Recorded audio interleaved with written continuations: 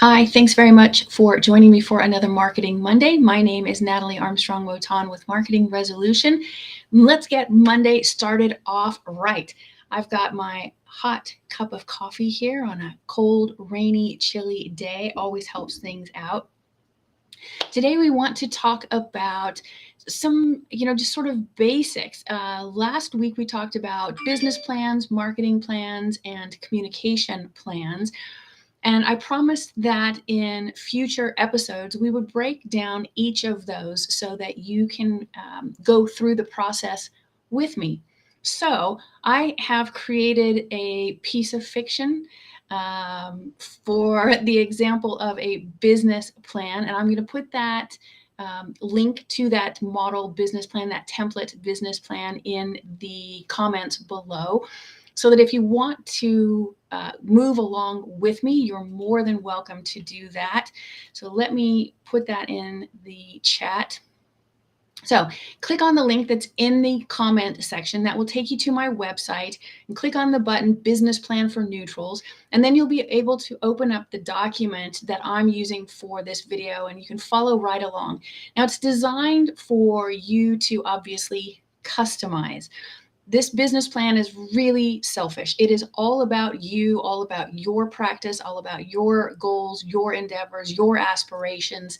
All of this is just for you. So click on the link, get the document, open it up, follow it up, or watch the video, then go back, grab the document, and open up the video and go through it with me a second time. So you can get the overview first and then fill in the details. All right, so let me open up mine. And while I'm opening up my version, why don't you put into the comment section where you're from so I can get a sense of who's on with me. I always love seeing where everybody is. All right, so we'll get our business plan open here. And we are off to the races, friends. So let's start, well, at the beginning, where things start, generally speaking. We want to start with the executive summary. The executive summary in every business plan, you can make it short, you can make it long. Your executive summary is the overview of your practice. It is the preview of what you're going to detail later in the plan. So for a lot of people, it's easier to skip the executive summary. Hi, Lisa from Charlottesville, Virginia, one of the prettiest places in the nation. All right, so it's sometimes easier to start with all of the details of the other sections first, then come back and write the executive summary, as opposed to writing the executive summary first and allowing that to in some way limit what you put together in the detailed section that comes after this. Totally your choice. Hi, Rick. How are things in Austin? All right. So the executive summary for most of us, and by the way, this is not the only template of a business plan. You can download hundreds, perhaps even thousands of versions of a business plan. What you're looking for, if you do that, is a business plan template that is specific to service industry businesses. We're not selling t-shirts or coffee cups. We are a service industry, neutrals, and so we need business plans that suit business models that are in the service industry. All right, so we want to start out our executive summary with this first major chapter, and we start going through the problems and solutions. So first we want to cover what we think the issues are for our decided target market or target markets, and then we're going to apply what we think the solutions are, right? Why is it that we are starting this practice? And by the way, a business plan is not something that you necessarily have to do right at the beginning, although it does make things a whole lot easier. But even if you have a fairly established practice, it's always a good exercise to draw up a business plan for yourself, because as you go through the exercise of creating a business plan, you'll refine things. You'll find things that you might need to let go, or you'll think of services that you need to add and augment.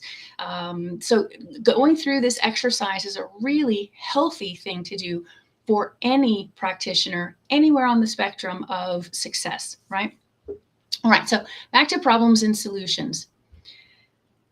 The link for the business plan is at the very top of these comments. Let me put it in again so that you've got it current. There you go. All right, so the problems and the solutions.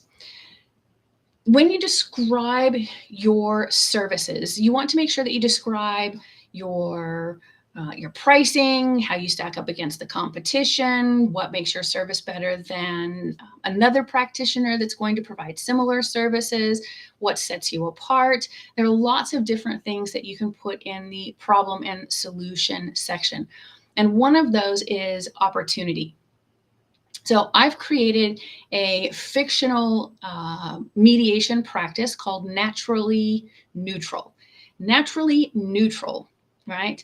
So naturally neutral, when we're writing our business plan for this mediation practice, we're going to state the problem as follows. Quote, the world has an increasing number of organic farmers, entrepreneurs providing organic products, and competition amongst existing companies, which presents an increased demand for third-party neutrals with vast knowledge of the use of pesticides, chemicals used in organic agriculture. Additionally, an understanding of the health of soil, water, air, and flora and fauna is imperative.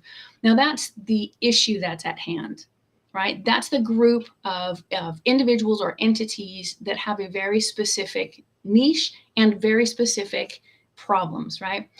Then we write the solution for naturally neutral. Naturally Neutral is based in Truth or Consequences, New Mexico, and offers organics industry individuals and entities a neutral with knowledge of organic food, agricultural practices, organic products, and government regulations as they apply to the organics industry. Naturally Neutral has a high level of experience as a third-party neutral, providing mediation and arbitration processes, right? So this is the problem, this is the solution. Pretty clean cut. Again, when you go through this exercise, you want to really fine tune what are the problems that you're addressing, right? So for your particular practice, it might be something completely different than what I've put forward in this template. So you decide for yourself, what are the issues that your target market or markets are facing, and then how are you going to approach those? How are you going to be the solution? Next, we want to talk about those target markets. Your target market chapter of your business plan focuses on the customers that you are selling to. And a really good business plan can describe fairly in depth your practice's ideal client. You can get pretty specific here if you want to. No business, no practice, in my experience, has ever really been really efficient and effective when they have attempted to sell to everyone. That's a really big ask, to sell to everyone. And I think that's one of the reasons that a lot of family and divorce mediators who have as their primary client the public, as opposed to represented clients, really struggle and have some frustration. So if that's your kind of practice, this is the point in your practice when you really want to whittle down who precisely your target market is. A primary target market, a secondary target market, a tertiary target market, or sources of referral to those target markets. So when you're describing your target market, you can indicate how large this market is. So maybe it is constrained by geography, maybe it's by jurisdiction, maybe it's by gender. It can be lots of different things. But this is the point in your business plan when you really define who those folks are. So what I've put in for naturally neutral is, quote, our intended markets are organic growers, organic grocers, organic products manufacturers, and the increasingly growing trend toward responsible environmental growth of the organics industry.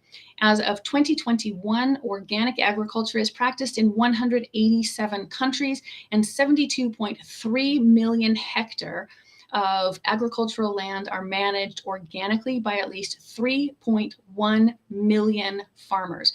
The global organic food market grew from $201 billion in 2020 to $221 billion in 2021, excuse me. So this is obviously going to be far too large a target market. So with 3.1 million organic farmers, if the farmers are your primary target market, you might want to narrow that scope and say you want just those organic farmers in the state of California, or just those organic farmers in the country of Sweden, or right, so that you can have a more digestible, approachable group that is a primary target market. You can, of course, then have secondary, tertiary, on and on the target markets go. But with a market that big, you don't want to try or to attempt to communicate with 3.1 million folks. So bring it in. All right, the next section in our business plan is the competition. We always want to know what our competition is. And in this case, we want to really think about who our actual competition is, not our perceived competition. The difference is that a perceived competitor is every other mediator, right? So we want to really focus just on the actual competition. So for our business plan for Naturally Neutral, there are numerous companies operating throughout the world who classify themselves as organic business consultants. However, upon contacting these, right, so very specific, it's obvious that these companies do only that, consult. None of them provide dispute resolution services either in a proactive or reactive atmosphere. So they don't provide the facilitated conversations, the conciliation, they don't do any early neutral evaluation, and they don't do any mediation or arbitration after the fact. There are some very good neutrals that provide services in sustainability and environmental cases, but none who specialize in organics. How exciting would that be if that were your situation? There are no competitors, open field, right? The following are some of our main competitors. Now, our main perceived competitors. So here, if you have no actual competitors, and you'll want to list out the actual competitors. If you have perceived competitors, then list out the perceived competitors and research them a bit. Look at their LinkedIn, look at their websites, read their articles, look at their YouTube channel, see what they're doing, how they're doing it for whom, how do they define themselves, what is their brand ID, how much do they charge, what services do they provide. So really look at your competitors, again, actual and perceived. Then further on in our template of a business plan, we have why Naturally Neutral. This is what sets Naturally Neutral apart from any other competitor, should there be one. Naturally Neutral offers clients reliable quality information and proposals for business development, on and on we go, right? This could be exactly where you describe facilitation, conciliation. This will be where you talk about your team. This will be when you talk about all of those other things. And I apologize, I see now as I bring this up that there's some typos here. I'll get those fixed and re-uploaded to the website. All right, next in our business plan, we would normally be talking about marketing and sales. So if you were sitting down to do this for yourself, this is the part where you would start your marketing plan. Now, the marketing plan or the sales plan is something that we're going to go into in depth next week. So be sure you come back to Marketing Monday to watch that video, because that's a whole other thing in and of itself, the marketing plan. Next in your business plan, we're going to talk about financial expectations. So this is where you're going to put in what you think your business will cost if you're at the very beginning, what investment you have to make. If you're already established, you might now think about, is now a good time for me to renovate a website, to add a virtual assistant, to reduce my rental space since I'm doing everything online. So this is a good time for you to look over what you intend to spend, what you need to spend, maybe what you've already spent, and revise it, refine it if necessary. In our example for Naturally Neutrals, we write the co-founders will each contribute $35,000 for a total investment of $70,000. Total startup capital and expenses covered, including legal costs, logos, designs, websites, a social media management consultant, and related expenses, come to approximately $19,000. Startup assets required and utilized included personal computers, vehicles, office furniture, and other office equipment. That's an additional $49,000. Right? Now, after we've kind of got the overview, and again, you can be quite specific, but it's important to have at least the broad strokes there. We're going to talk about our company.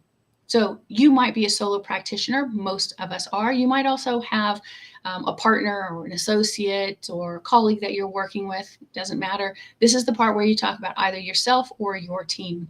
For naturally neutral, we are going to set it up as a partnership that is equally owned by Gary Green and Tara Blue, right?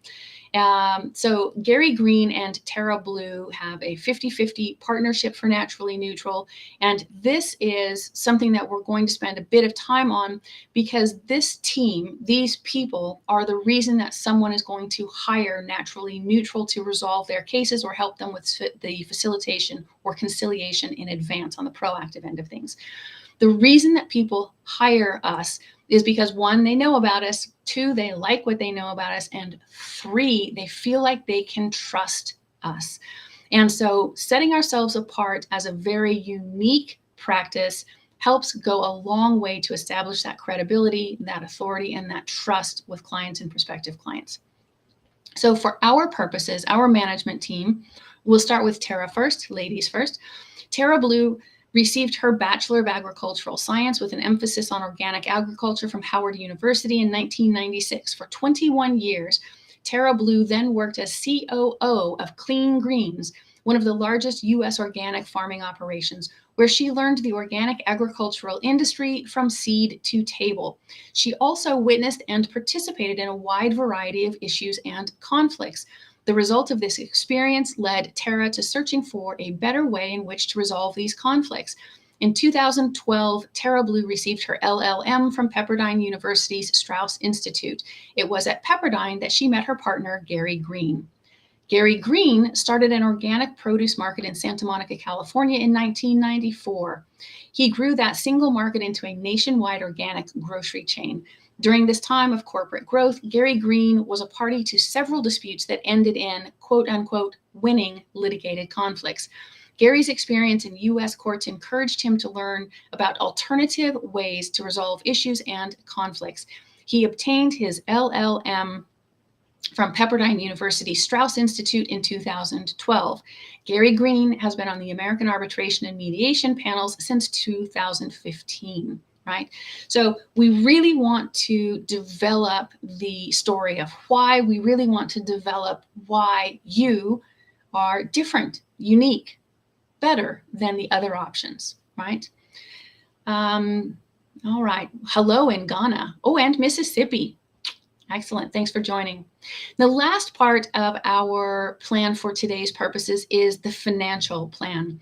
Now, if you have clicked on my outline for a business plan, this is something that I have left blank. There are so many different ways that we can design our own finances that I've left this up for you, but let's talk about some of those options.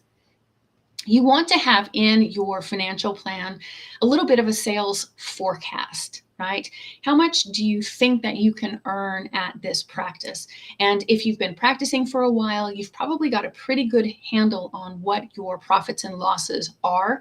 You can adjust those goals and endeavors to reflect the evolution of your practice over time. And if you're new, then let's talk about it for just a little bit. A full-time practice in this industry is mediating or arbitrating 3 days per week.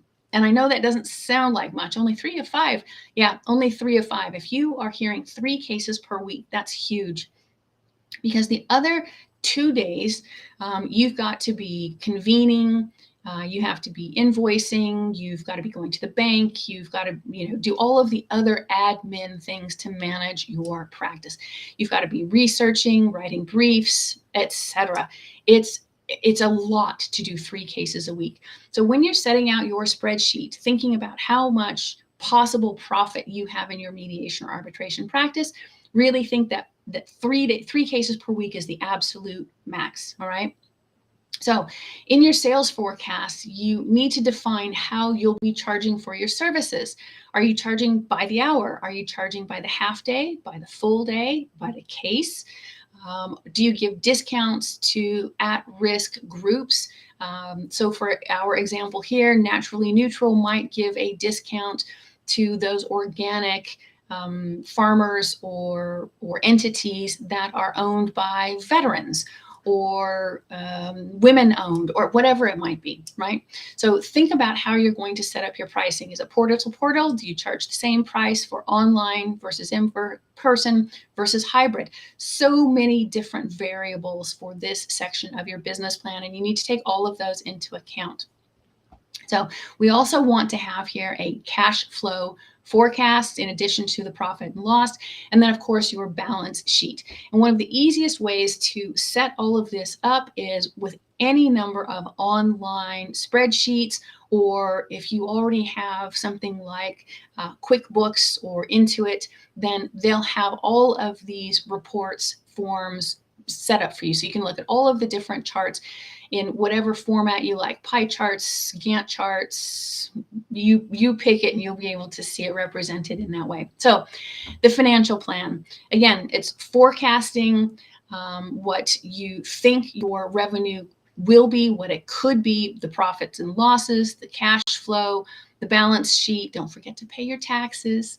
And then we can adjust from there to make sure that our practice provides us a very comfortable existence.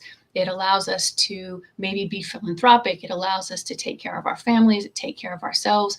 It allows for us to have a little vacation time or not. All of these things can be adjusted in the spreadsheets that you create here in the financial plan portion of your spreadsheet. This financial plan portion of your spreadsheet, for most of us, is private. This is how we're looking at the finances of our practice. A few of us will want to use this portion of our business plan to get outside funding. So if you're going to go get a small business administration loan, or if there is an economic development loan or grant in your area that would provide for some startup money for your particular practice, this is going to be really important for you to get right to provide to those lenders. All right. Gosh, I feel like that was an awful lot. I will get the document edited so that it takes out that typo that I saw earlier. But other than that, that is it for a business plan. Again, if you're at the very beginning of your practice, this is great. If you're at the middle, moving up to the next level, fantastic. Really go through it. Enjoy the exercise of going through each of these sections, defining or refining what you've got, what you want, how you want to achieve it. And then remember, come back next week where we do the marketing plan portion of this business plan so that it's complete. Week after that, we're going to be doing the communication plan. That is generally not included in a business plan. It is for your own use, for your own growth, but it is part of this 3-part series. All right, that is it for me. Hello in Chicago. Thanks so much for joining me, Paula. It's so nice to see everybody here. Look, I love this time with you all on Marketing Monday. I wish you nothing but the best. I'm absolutely devoted to your success. If you've got questions, concerns, issues, problems, ideas for future episodes, please be sure to let me know so that I can address them. That's it. Hi, Paul. You're very welcome. Hi, Rick. Thanks so much. All right, everyone. That's it for me on Marketing Monday. Be good humans. Take care.